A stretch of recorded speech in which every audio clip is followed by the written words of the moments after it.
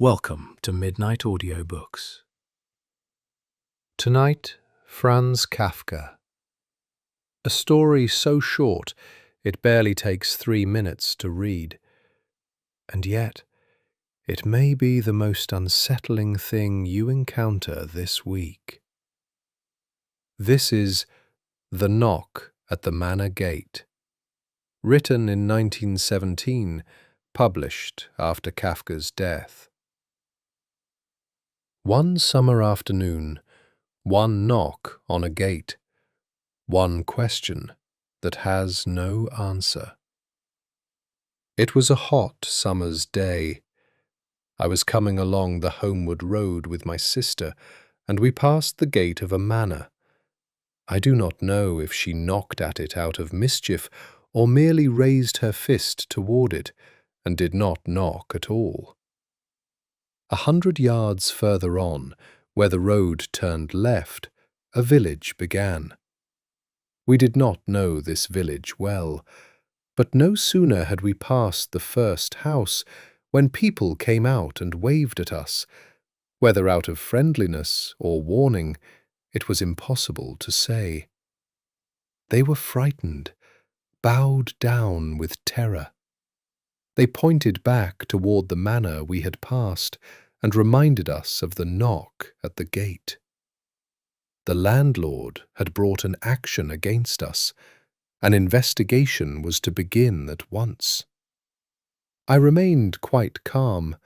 I tried to calm my sister's fears as well. She could go home, I told her. I would sort things out here. She agreed and left. And then the proceedings began. I could flee, of course, if I wished, but I chose not to. I bowed my head in submission to my judge, a very old man.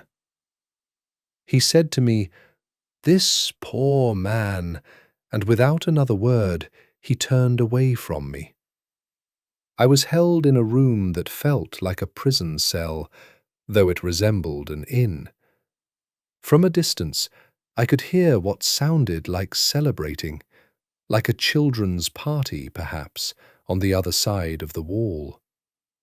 I thought, if I can manage to stay calm, if I can just hold myself together, surely nothing too terrible will happen. And then the thought came, but what if my sister knocks again? What if she goes back to that gate and knocks again, just now, while I am sitting here? I tried to decide whether I should shout out a warning to her, but then I was afraid. If I called out, they would hear me, and if they heard me, they would know. That is the complete story. No resolution, no explanation, no justice. Just a knock that may or may not have happened, and the machinery of punishment that follows from it regardless. Let us consider what Kafka is showing us. First, the uncertainty at the heart of the story. Did the sister knock? Kafka tells us plainly, "I do not know if she knocked at it out of mischief or merely raised her fist toward it." The crime may not have happened at all, and yet the punishment proceeds without question. This is what critics call the Kafkaesque condition, the experience of being held responsible for something that is never clearly named, never clearly proven, and never fully explained. It is the structure of the nightmare. You wake up, and you are already guilty. You do not know what you have done, but everyone around you is afraid, and their fear confirms your guilt. Second, the quiet submission of the narrator. He could flee. He does not. He bows his head.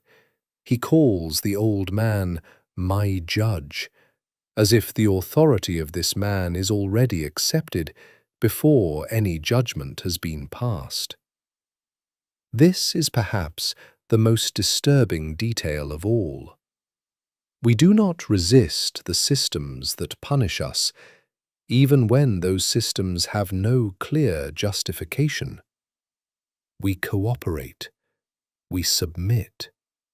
We make things easier for the machinery that crushes us. Third, the ending.